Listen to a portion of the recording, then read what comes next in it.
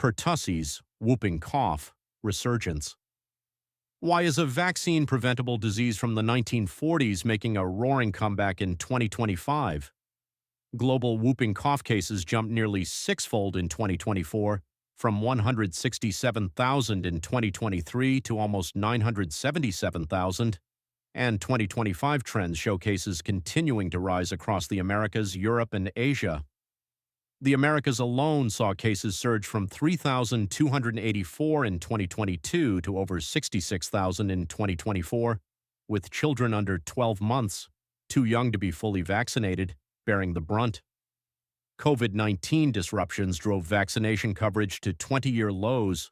Waning immunity from acellular vaccines, possible bacterial mutations, and low booster uptake in adolescents and pregnant women are all feeding the resurgence.